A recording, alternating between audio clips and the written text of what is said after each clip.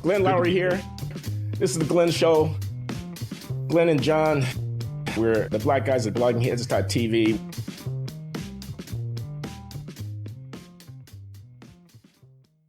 Hey, John McWhorter, how you doing? Hi, Glenn. What's up? We are underway here at the Glenn Show at bloggingheads.tv, the black guys. John McWhorter of Columbia University, Glenn Loury of Brown University. Oh, I don't know. I'm in my post-COVID existence here. I still have a little bit of raspy throat. I cough occasionally, but I think the worst of it is behind me. My lovely wife, LaJuan, has completely recovered. She's out now doing whatever she's doing.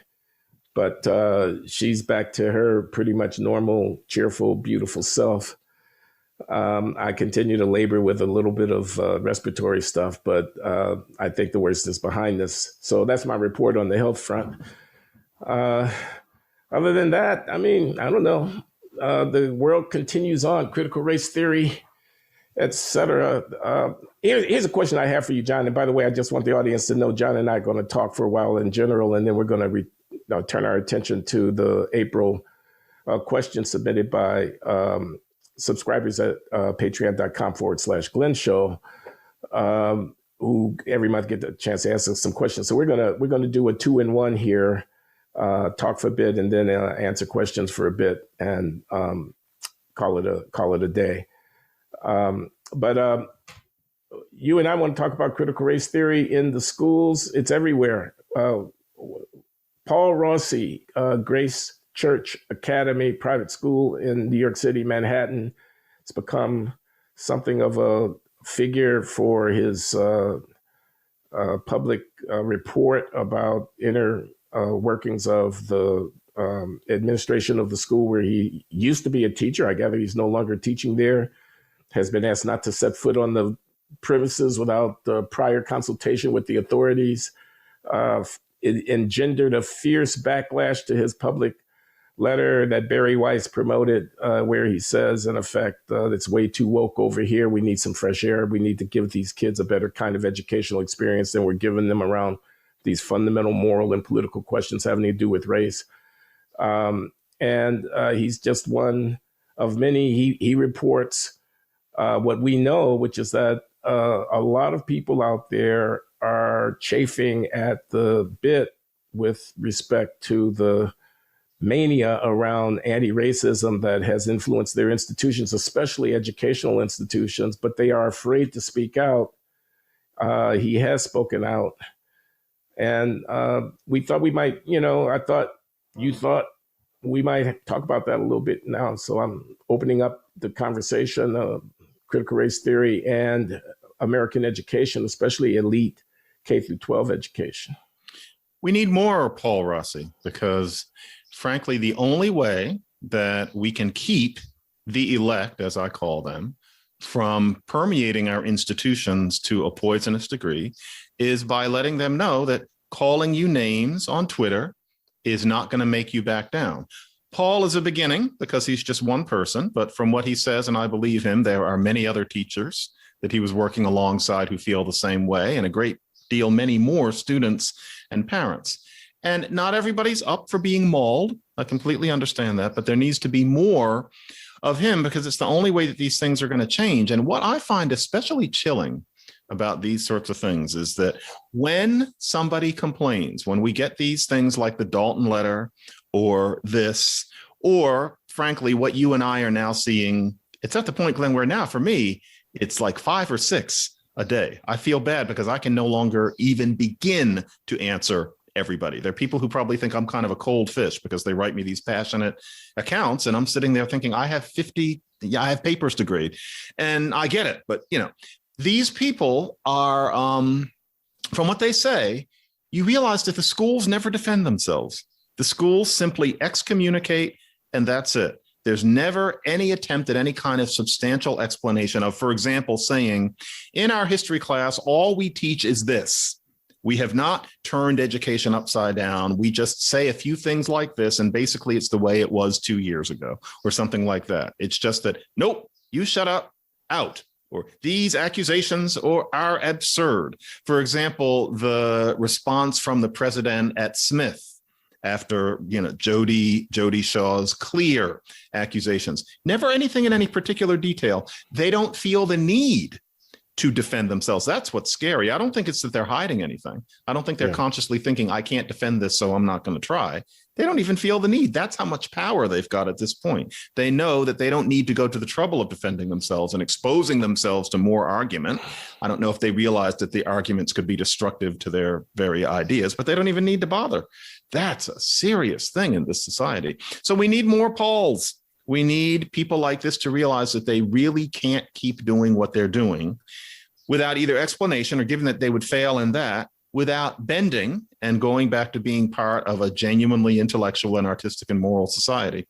So I say hooray for Paul, but we need more. There's a paper that I wrote about on Substack, for some reason written in an academic article that ordinarily nobody would read in a journal of criminology, go figure, but the head of Riverdale Country Day School, Thomas Taylor, writes about how his school is going to be turned over to this kind of ideology. And if parents don't understand it, fuck them. Now, of course, he puts it more gently than that. But his point is, for parents who don't understand this, we simply cannot listen, because what we're doing is of paramount importance. There's no argument to be had. That kind of resistance is something that we simply cannot countenance. And so what he really means is the parents can take their kids elsewhere. That shows you the power of this at this point, that someone like him could feel confident spelling that out for the public. I'm not sure what public he was writing for there, but I'm sure he would say it in public, for the public to take in. So we have some people to put back in their place being the place that all the rest of us are in, where we are in a society where we are in endless contestation about what the good is. They think they found it, and they're not even close. I mean, you talk about people who are close, they're not even close. So that's what I think of this. Did you see the reaction to the parent at the Dalton school who had the public letter saying, in effect, the school had lost its way? Had very granular and specific objections to things that he thought were wrong with the pedagogy around race and racism that the school was following. You saw I gather, authorities at the school, or maybe a consortium of concerned parents on the other side of the debate. They blasted him, man. I mean, he was the original letter writer complaining. I'm sorry I don't have his name in front of me. Was basically characterized as a fascist. I don't think that word was used, but the tone of the rebuke was a moral condemnation for having raised the questions in the first place, which I think goes to your point that people at the heights of these institutions don't feel the need to actually engage the arguments on a meritorious basis to say, no, your criticism is wrong. Here's what we're doing. Here's why it's okay. Because they think it's a badge of fidelity to a moral position to have agreed with them. Your complaint and your objections are evidence of your lack of fidelity to that position. You're a bad person for having so objected. And therefore, it becomes ad hominem, quite literally. It becomes about your character for having objected, as opposed to being about the merits of your objection. All decent people agree with us about this, is the supposition here. And the fact that this would be characteristic of educational institutions, where the goal presumably is to teach students how to think, not what to think, is all the more concerning. I mean, it really is very concerning. So we need more Paul Rossies. Why don't we have more Paul Rossies? People are afraid. They're living in fear of social sanction. That's the nature of the environment that we find ourselves in. How is it that such an environment can persist for so long without it collapsing, if indeed the merits of the position that's being defended are so weak? What position is being defended? That white supremacy, white privilege, and so on, systemic racism, structural racism, and so on, permeate every aspect of American life in 2021 and account for where you see disparities. You don't see enough partners at a law firm. You don't see enough kids being inducted into the Bronx High School of Science. You see an imbalance in the kids who are going into a highly sought after college class or something like that. You see a wealth gap. You see a higher rate of incarceration. You see a disparity in mortality and morbidity occasioned by a global pandemic.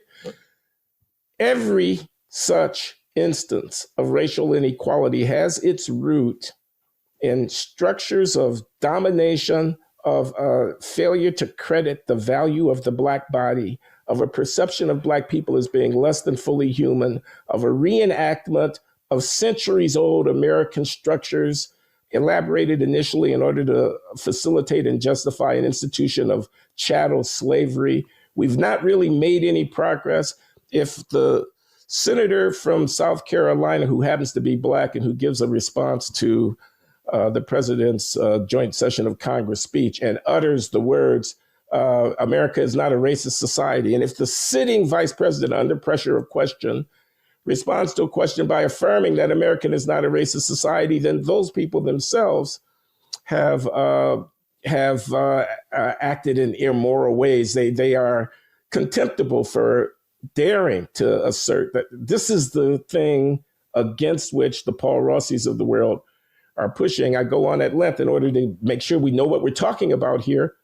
It does seem to be questionable. You can argue about it. I mean, you don't have to necessarily agree with Glenn Loury or John McWhorter about all of these matters, but that they are self-evidently all a reflection of the deep structure of systemic racism and the inherent white privilege in the society. How did this way of looking at the world ever become so deeply ingrained that it would be taken for granted and regarded as a badge of moral legitimacy to affirm it? It's a way of thinking that I'm shocked to see acquiring this kind of influence. And I'm going to go in a delicate place here. About 15 years ago, I was talking to a Black reporter, and we were having the typical disagreement as to whether or not racism is as decisive a factor as we're often told. And she wasn't a fierce kind of person, but she clearly did not like me. You know, she was being very polite about it, but she didn't like the kind of person who I am as a Black person who doesn't agree with the sorts of views she had.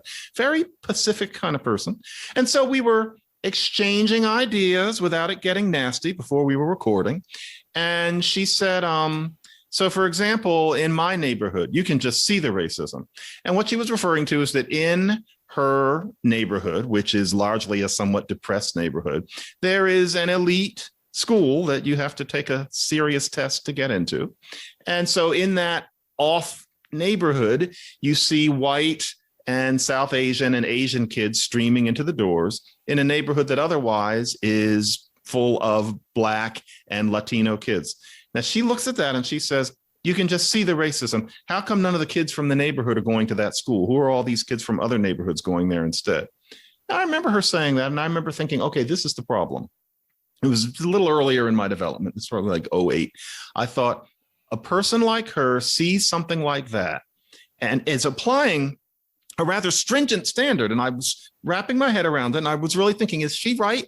If you see something like that, it's racism, because the way it's supposed to be is that that neighborhood is full of the kids who live next door to that building, not these people who come from other neighborhoods. Why aren't there as many Black and brown kids there as is represented in the population of New York? If there isn't, then the reason is something called racism. And I couldn't help thinking, wow, if you look at that and you just knit your brow and say it's bigotry or some outgrowth of it, that there's something about the society not being fair to Black and brown people, that's the only explanation for why all those Jewish and Asian kids are walking around there. And you look at that and you think racism. And racism to you is a word that hits you in the same place as it would if you were thinking about a white person stepping on a Black person's toe. The use of that word there is a modern American peculiarity, but we're stuck with it. Racism. I thought, this is what I mean by delicate. I thought at the time, I don't find that very insightful. I thought, I'm not sure that she is inclined to think about this a little harder. And I don't mean that she's dumb. I think that she just had learned to think that way about race and just kind of kept going. Because the reason that the Black kids aren't going to that school is so many things. The reasons are so many things. It has to do with the history, the racist history of the United States, definitely. But it also has to do with, I hate to say, because of that racist history, certain cultural attitudes that Black people often don't have that get you into schools like that. There's a whole notion that high class nerdiness is something other than being Black. And it's been authoritatively documented that's a factor in the culture. It's not a matter of blame. It's just something that happened as the result of the racist past for reasons that we can get into. But there are all sorts of reasons why the people in that neighborhood aren't going to that particular school, especially since the schools that those people go to in the neighborhood are run by Black and brown people. It's not as if white people in those schools have been holding them down for generations, treating them as lesser beings. It's complicated. And yet this reporter's just looking there and thinking it's racism. Now, that was just her then. And I remember thinking, this is something you get from often educated people, often people in the media. And thankfully, it doesn't go too far beyond that. We're now stuck in a situation where people are running schools who think that way. So their idea is if you have any kind of imbalance of that kind, then draconian measures are necessary to get rid of that white supremacy. And what worries me in particular is that one way that we want to get rid of it now, apparently, is by excusing Black kids from what are called white standards, such as being precise and being on time and being objective and prizing the written word.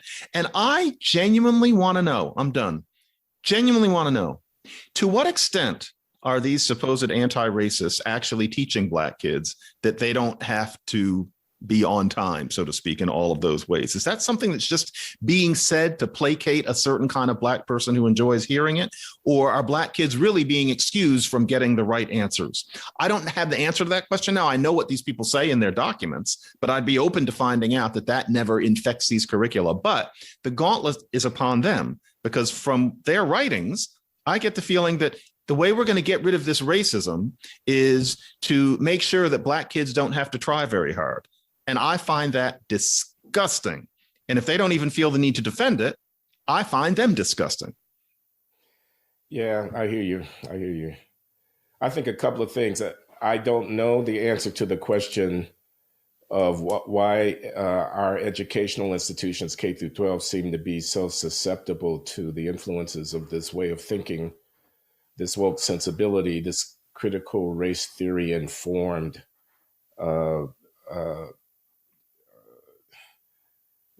sort of totalistic embrace of this view of the world.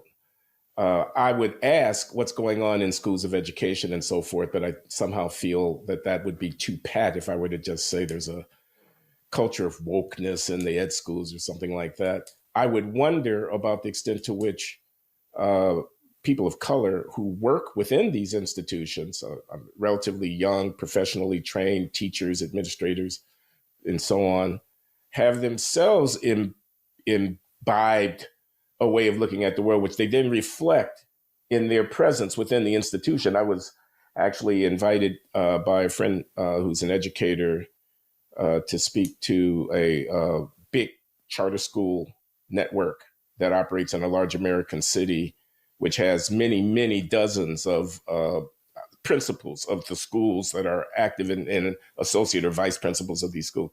So people running charter schools.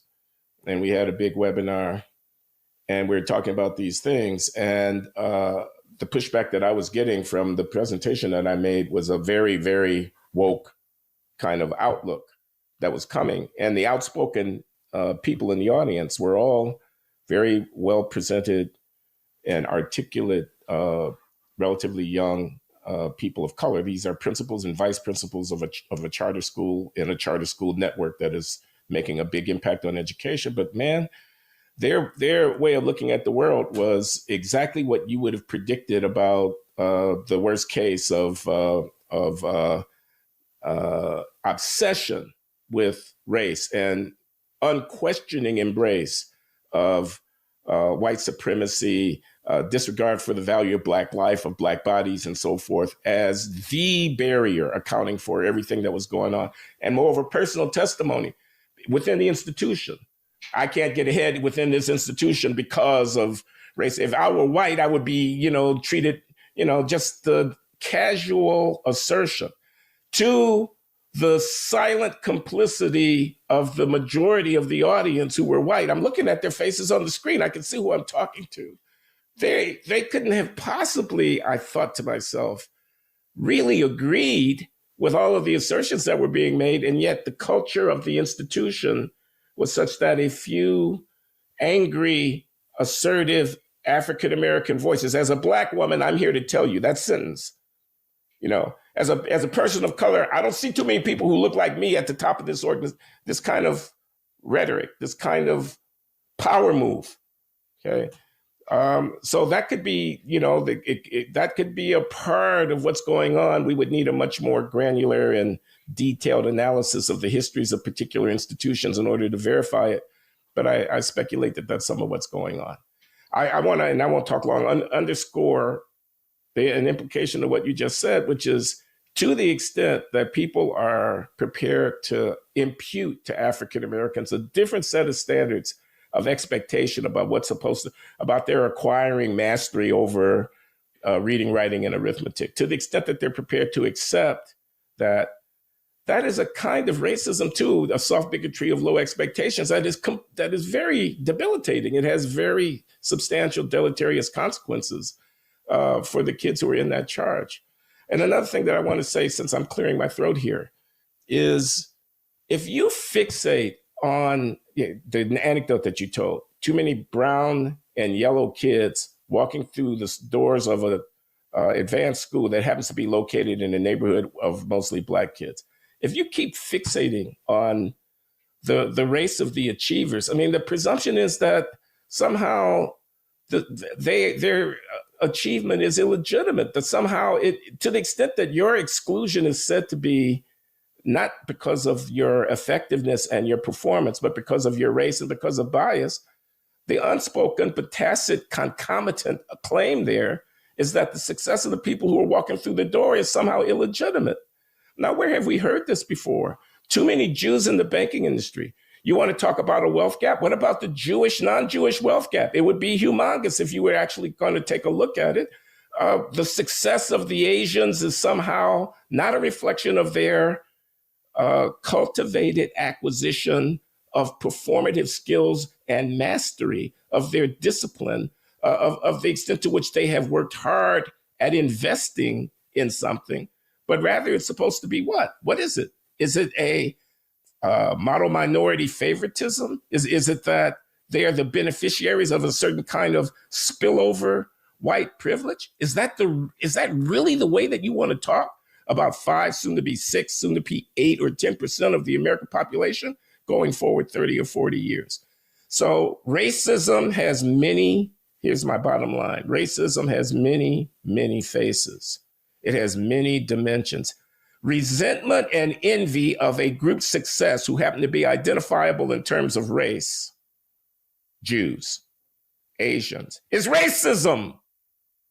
It's a kind of racism that has led to horrific crimes in human history. And the presumption that somebody who happens to be brown should be ipso facto exempted from the expectation of performance, patted on the head rather than guided to the challenge, is racism. So you want to bandy about the label racism? Well, then let's get serious about who are the actual racists here. Very few of them are wearing pointy hats and holding bonfires. Most of them, many of them, are on the left, self-consciously progressive in this conversation. There's enough racism to go around.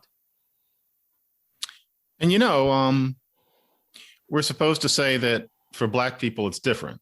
And so we can't be racist because we are oppressed. And, I can go with people about halfway on that. I know what they mean.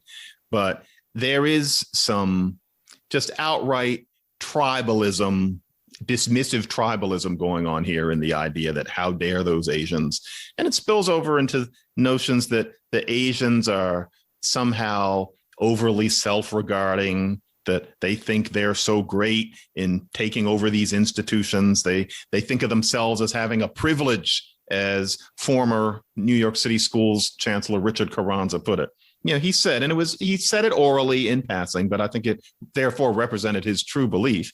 He implied that Asian people feel like it's their privilege to occupy these schools, as if they're somehow taking up too much space, as if they aren't just doing what you need to do to pass the goddamn tests, as if that there's something wrong with that, as if that's not authentic for people who aren't white. I think that's a part of it. So yeah, this is a crabbed kind of dialogue. But yeah, you're right. It has taken over the educational establishment. I remember having a very unpleasant encounter with a student, a Latina for the record, and this was long enough ago that I'll recount it. It's a good 6 years ago. And we had a little bump in a seminar where I was saying that the SAT is not completely worthless in terms of predicting school performance. It's by no means perfect, but I said it's not worthless. And it's rare that I would have ever said that in a class, but we got onto the subject, and I wasn't pushing it, and it wasn't a class about race issues, but we were talking about that. It was a class about language, and we were talking about the vocabulary that you used to have to know on those tests. And I just said that, and it got a little ugly. Yes, it was one of the very rare times that a student got a little bit insubordinate with me because she felt so strongly about it, and there were tears in her eyes, and she was using a word whose meaning I didn't completely understand even then. She was a junior teacher of some kind. She was passionately training to be a teacher, and she was saying, well, what I want to teach my students is empathy. Not these old $10 words, but I want to teach them empathy. And that was the word that elicited the tears. And from listening further, I know now what she meant by empathy. It's a euphemism used in those circles. It is teaching people about oppression. It's teaching people about white supremacy. It's teaching people that the paramount goal of education is teaching children to battle power differentials. And it's rather artful to call that empathy, but that's what she meant. And she's just one of many. And she had been, she's part of this establishment. I imagine at this point, she's probably part of it. She was a very nice, very smart person, won some awards, but I am quite sure that at this point, she is in these Zoom sessions espousing exactly the kind of things that you were talking about, and quite convinced that it is truth incarnate. And that's where it is, because she was normal. And I know that this sort of thing is taught rather furiously at Teachers College, which is part of Columbia, where I work, by people who genuinely think that this sort of thing is truth. And that's why in a previous edition with you, I was saying that I wonder if we might not just accept that educational institutions are gone, because there isn't much that you can do about that tilt in education schools that starts in the late 60s and has been given major sanction by this racial reckoning since last summer. These are people who simply cannot be reached. What worries me is that they're going to affect our children. I don't know how many grandparents I hear from who are chilled that their grandkids are jumping on them for saying the word nigger in reference to it. They'll just talk about the word, often criticizing it, because they grew up in year 2000 America. And now the kids are saying, how dare you utter that word? As if there's no difference. Your 9 nasty words, John? I said, is the N-word one of your 9 nasty words? It is, and there's a delicate balance, because 9 nasty words is the happy me. And so my N-word chapter in 9 nasty words is not editorial me. And I don't get into how I feel about the increasingly taboo nature of the word. I just describe it. You have to read me elsewhere to see how I feel that things have kind of gone too far. But yeah, it's become a taboo word. It's no longer just a slur. We treat that word the way a small group of indigenous people would treat the name of somebody who died 50 years ago, whose name you therefore don't say, nor do you say any word that sounds like it. We are doing precisely that thing with the N-word. And so, yeah, there's a new inculcation, and I am still watching to see how significant it is. People ask, where are we a year later now? And I'm telling people it's too soon. It's too soon to know how deeply all of this is going to set in. Because one thing that I think we mean a year later than George Floyd? Excuse me. Yeah, because that's where everything turns upside down. Something that I would be interested to see, and I can't know. We tend to forget how much of all of this has happened over Zoom. We think about people sitting in a room and raising their hand and making speeches, but nobody's been doing that since last summer. All of this happens when all of a sudden everything is happening over Zoom, and it's about mute yourself, unmute yourself, and people having side discussions in the chat.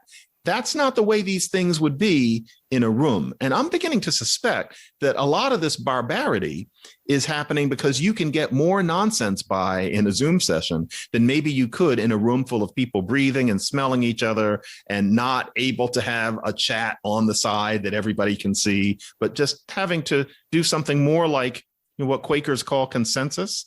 Once people actually start taking the masks off and being in rooms together, I wonder if that will help a pendulum shift here, because maybe part of the reason everything went crazy last summer, it wasn't George Floyd particularly. As horrible as his death was, we've seen things like that. It couldn't have been only that, but that's when everything turns upside down. It was partly the pandemic in that, and I don't mean to minimize what happened to him or to say that a great many people don't have very genuine feelings, but you wanted to get outside.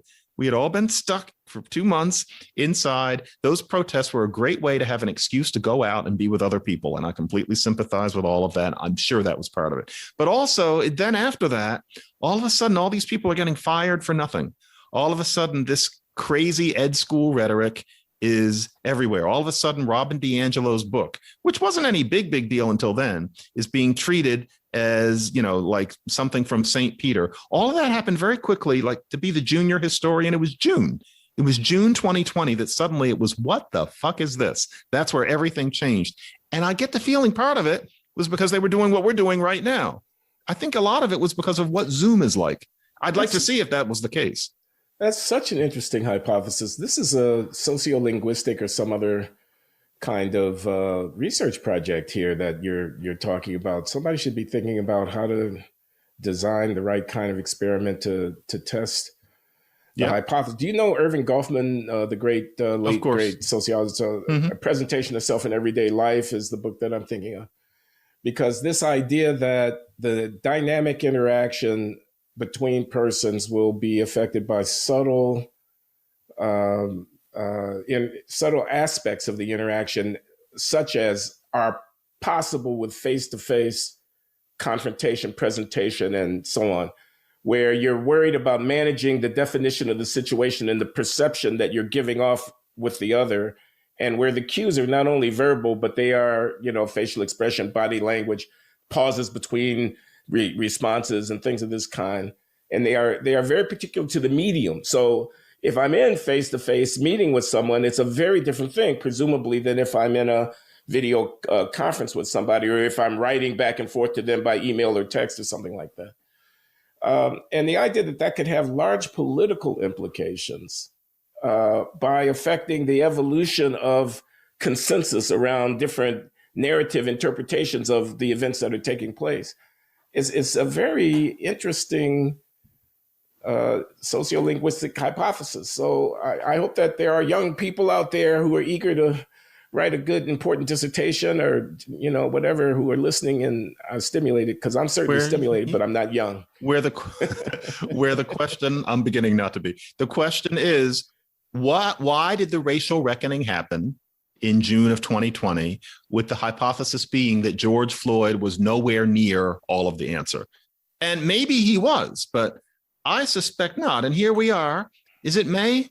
I think it's May 1st. This is May Day, May 1. It's beginning to be a year later. And I'm looking back on that month and thinking about how much my life changed in terms of what people were asking me about, and then certain things that started to happen to and around me. And it was really rather unprecedented. I was trying to have a quiet summer away from the pandemic at a bungalow colony, and all of a sudden this. And I'm fascinated because, if you've been covering race, depending on what you call coverage, for a long time, you know that these things happen gradually, and you start to look back and you realize what were the significant turning points. And one of them, as I'm always saying, is social media and its takeover. And that starts technically in 2009, but then a magic year was 2014. All sorts of things that you see. Like when I started, the big deal in terms of Black thinkers was Cornel West. He was the one to beat. That's like, say, in 2000. Then give it about 4 or 5 more years. The one to beat was Michael Eric Dyson. I remember somebody saying, I won't say it because I have no problem with Dyson, but it becomes Dyson. Then in the early teens, it becomes Ta-Nehisi Coates. I've always wondered how Dyson felt about that kind of changeover. And you and I start yelling and screaming about him. Now it's Ibram Kendi. And I'm thinking about those four people lately. I don't know if I'm going to write about it, but all four of those are very interesting cases as people regarded as the king of thinking Black America. You see these changes. And now I realize that equally signature to things like that is going to be June 2020. What happened? So yes, people who are younger than me, although I'm still young, start studying that, because it'll be very interesting sociology, whatever conclusions you come to. And it could be that it was George Floyd. I'd be interested in seeing that demonstrated, but I suspect it won't. And I think it'll be more interesting than that. Yeah, it's something I've been thinking about. Folks, we do not spend all of our time thinking about Michael Eric Dest, Tyson Cornel West, and Ibram X. Kendi. We do not. But John had a comment recently about Ibram X. Kendi's reaction to the suggestion that people ought to comply when they interact with police, and that there would be much less violence and mayhem if they did. And his idea, I'm sorry, I'll let you tell him if you want to, John, is that compliance is just too much to ask of Black people because of slavery. Forgive me if I get that wrong. John will clean it up. And that seemed a little bit irresponsible to me. It's an invitation to people to not comply with the police officer when they get pulled over for a traffic stop. That sounds like a formula for disaster for the country and for Black people. Bad advice, but who am I? I'm just a side, what do I know? Yeah. What about that, John? Well, we had that conversation about badass motherfucker, which I didn't mean as any kind of highlight, but I was just trying to say that we're not allowed to say outside of our circles that when the cops stop you, do what they say. Get over the Black history, get over that it isn't fair. Just do what they say, and you will almost certainly walk away unscathed. If you don't do what they say, the bad stuff is going to start happening. And even if it isn't fair, just do what they say. But no, that's not considered wise counsel. And right on time, and I had no idea this was coming, right on time, the next day, The Atlantic has, and I'm not talking against. And interminable. The piece is interminable. It goes on forever. It was long. And so, he'd been writing it before. But of course, Ibram Kendi has to have a piece where what you can see is that he listens to people saying you should just behave, and he bristles. He doesn't like that, because of his Black nationalist self, and he's angry about the past, he's angry about the present, and he doesn't like the idea that we're supposed to knuckle under to what the white man wants. And so the article is considerably about all these horrible things that happened in the past, which apparently we're supposed to think about now, because this is CRT, the idea that to be a Black person is to be part of a general narrative, and that narrative apparently is also timeless. That what happened 150 years ago, or even what happened 50 years ago, it's Faulknerian, I guess, if you're going to give it a sophisticated sheen. We don't have a present, past, and a future. We just have this kind of Prutschst. It's just we're all time. And so things that happened 100 years ago are still relevant now in terms of whether or not a young Black boy should do as he's told when armed white men are asking him to do things. And as far as I'm concerned, I don't know about the beauty of his writing, et cetera. I'll leave other people to judge that. But I found it hard to find wise counsel in what he was saying. I frankly found what he was saying to not be very thoroughly reasoned. I didn't find that to be a very compelling piece. And yet I imagine that many people felt quite differently about that contribution from one of our leading public intellectuals. Okay, we should probably go on to the Q&A, but I have one more question, and this is not unrelated to the Q&A. Did you see Laura Bazelon's contribution to Barry Weiss's symposium? Mm-hmm. What do we mean by, quote, systemic racism? So you and I both made contributions, which we will not reprise. Anyone wants to see them can go to Barry Weiss's Substack. But Laura's piece was the one contribution to that symposium which very strenuously defended use of the concept of structural racism in reference to, she's a lawyer, she teaches at the University of San Francisco, or the University of California, San Francisco. I'm sorry if I think it's the University of San Francisco Law School. She's a law professor, and she assists clients, and she has a client in New Orleans who was railroaded into a very long prison sentence under circumstances that seemed to be like it didn't deserve a really, really super long prison sentence, who was ended up in that situation because a provision in the law that allows for a higher and more severe charging decision by the district attorney was invoked in her client's case when arguably it perhaps ought not to have been invoked in her client's case. The consequences was her client was sentenced to, in effect, a lifetime in prison. I mean, it wasn't a life sentence. It was I don't remember the number of years. It was very long for a crime that you have to wonder, scratching your head. It was a life destroyed. Yeah. How could that be? Okay, how could that be? And moreover, there was exculpatory evidence on her client's behalf that prosecutors were not somehow taking cognizance of, and courts were not somehow reviewing, et cetera. So this is a terrible, tragic case as described there. And a question has arisen for us about whether or not that's not a dispositive illustration of the phenomenon of systemic racism, which you and I have shown ourselves to be so skeptical about. And I'm just wondering how you might respond to that. Real easy. It's almost what I'm beginning to call the Tony Timpa principle, in that Tony Timpa was a white person who was unjustifiably killed in a very similar way to George Floyd. And there's an agnosticism here. I read that Bazelon piece, and yeah, just to think of how that sort of thing must feel. It's like the Hitchcock movie that isn't as watched as it should be, I think partly because it was late and in black and white, The Wrong Man. And it was actually filmed in my neighborhood, where Henry Fonda gets ensnared into this web. He's accused of something he didn't do, and there's nothing he can do, and he can't get home, and he can't communicate with his wife. That happens to these people, and their lives are destroyed. All I want to know is what happened to that person something that happens only to black people? Or to put it more precisely, how many white people have that story? Probably impecunious white people, usually in the South, who are involved with this or that thing, or not involved with this or that thing.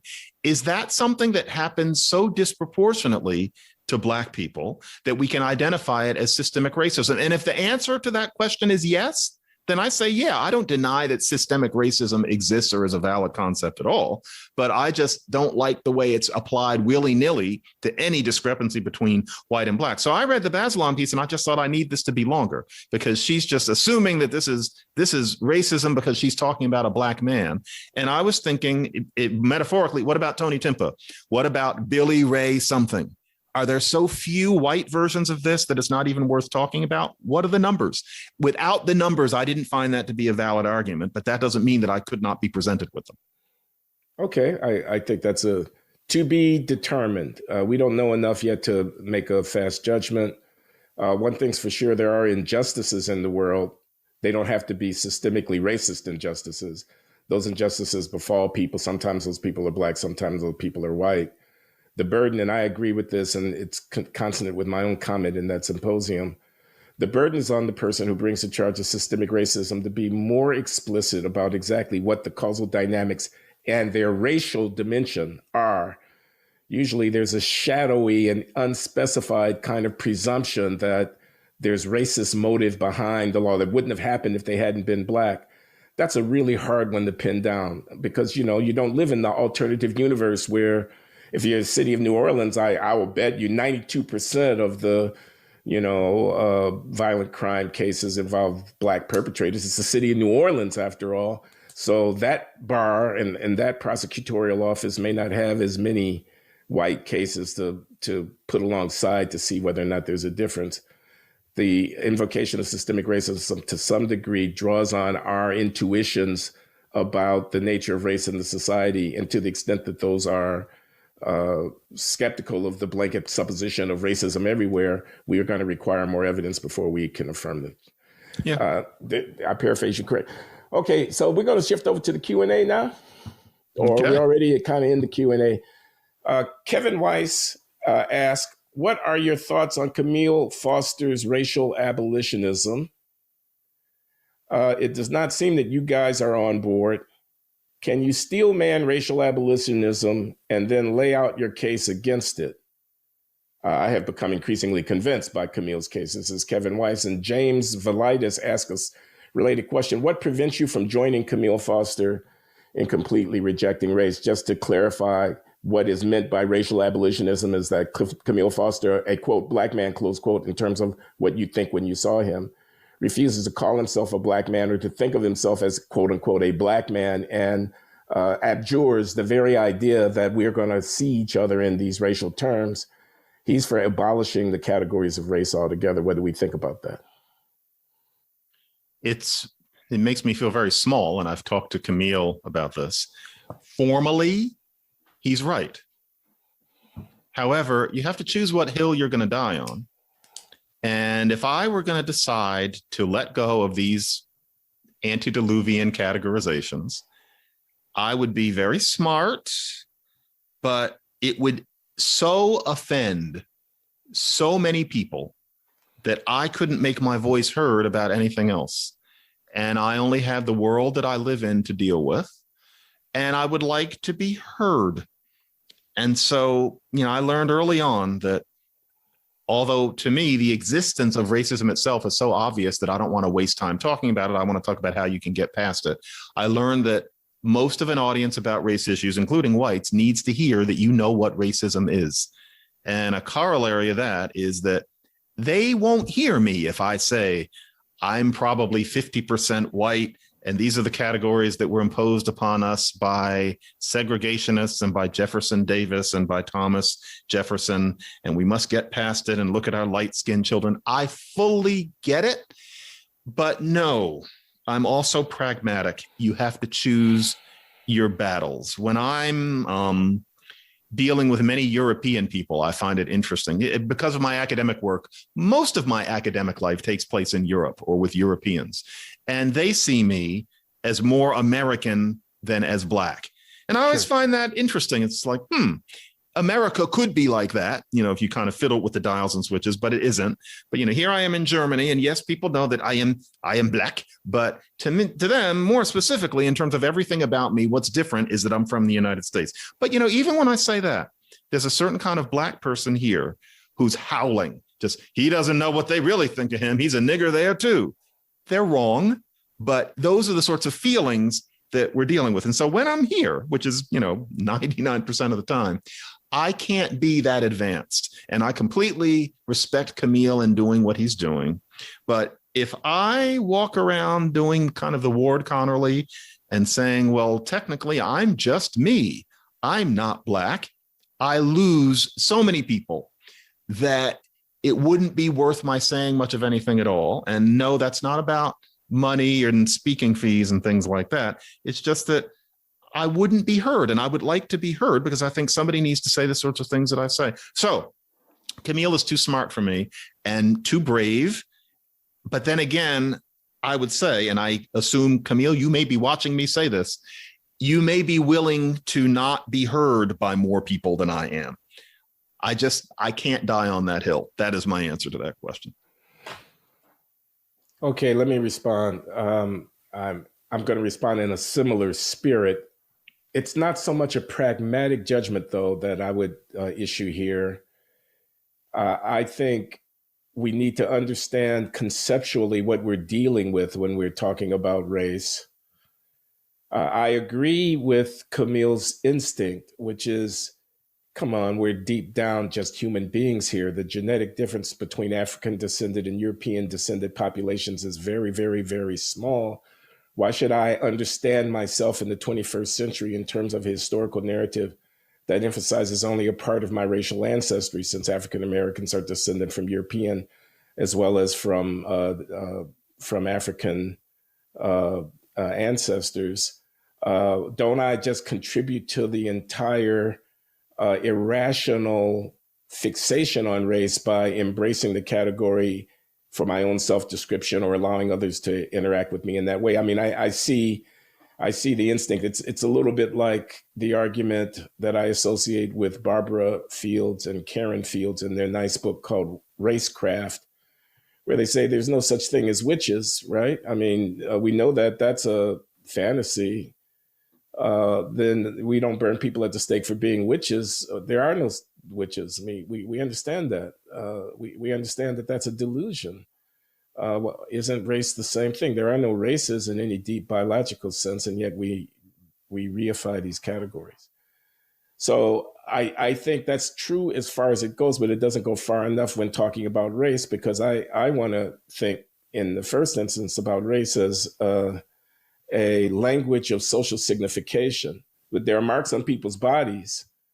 The marks are of no intrinsic significance, but within a society over some period of time, people will come to imbue them with significance. Now that becomes a reality in and of itself, and a sole actor declaring that they will no longer speak the English language with the vocabulary to which we have become accustomed, but will invent their Esperanto because they want to be free of the overhang of the historical practices. No one will understand what they're saying. You will miss a reality to the extent that you unilaterally opt out of a ubiquitous, nearly universal social convention. You can't undo the convention simply by a unilateral act. Now, if it's a question about how an individual wants to live, that's one thing. I choose not to think of myself as a Black person. You gave the example of if you interact with colleagues in Europe, they see you primarily as an American, as not as a Black. But there is also a question of how you see yourself. The people who object to you saying that, well, they still see you as a nigger are, I think, pointing the arrow in the wrong direction. Those people still see themselves as quote unquote niggers. That is, they're still thinking about themselves as being Black in a white world. That doesn't have to be the way that the other person is thinking about it. But if you think about yourself in that way and it gets reflected in your behavior, that becomes relevant to other people. Now, the Black person with the chip on their shoulder becomes a type. It becomes a Black person who can't forget that they're Black. But that means that other people can't forget that the person is Black either. So anyway, unilateral opting out of universal social conventions is a quixotic move the person may take for their personal satisfaction, but as a politics, as a strategy, I don't see it going very far. But I have another concern about eschewing racial identity, and this derives from my respect for the tradition of solidaristic self-help and uplift within Black private spaces, family, historically Black colleges, fraternity and sororal institutions, churches, things of this kind. These are quote unquote Black spaces, not exclusively shown, not in terms of any statutory requirement, but as a historical inheritance. People's fealty and connection to one another based upon their racial identity is a real thing. It's what allowed the civil rights movement to happen. It happened as an outgrowth, as Alden Morris explains, I think, quite brilliantly in his Origins of the Civil Rights Movement treatise, out of communalistic, racially defined networks of affiliation. When I invoke my ancestors as a source of inspiration to our ancestors, as a source of inspiration to my children, and I invoke my Black ancestors in order to inspire my children to make the most of their enormous opportunities, on behalf of a project that began long before they or even I was born, I'm doing something that's not strange to human culture. I'm doing something that's very natural to human culture. And the racial aspect of that for African Americans is a real thing. What will it be in 100 years? What will it be in 200 years? That's a different question. Maybe much less thick with respect to raciality in 100 or 200 years. Maybe African Americans come to look much more like an ethnic group, like Irish Americans or Italian Americans, who do have some ethnic specificity to their self-understanding, but there's a lot of intermarriage, and it's worn relatively more lightly, both by the insiders to the group and by those outside the group. I learned that he's Irish. It doesn't exactly change my view of him in any profound way, etc. So I'm objecting here to Camille's noble, but I think to some degree quixotic, God bless him, stance as at two levels. One is we can't undo the convention simply by declaring it's all over. The convention persists with real consequences. We live in a quote unquote raced society where racial identity, racial perception, and so forth is a reality that colors many aspects of our social interaction. And that's simply fait accompli. It's a given. It's a fact about the world. But the other thing is that from an agency point of view, there is some value in Blackness, or there can be some value in a acknowledgement and an embrace of one's Blackness. And the question becomes, how heavily do I wear it? I would argue that I shouldn't allow it to supersede other obligations. For example, my obligations as a citizen of the country of which I am a citizen, or my obligations as a human being to be in interaction with other human beings, respectful of their infinite dignity and all of that kind of flowery language. But that's how I'd respond.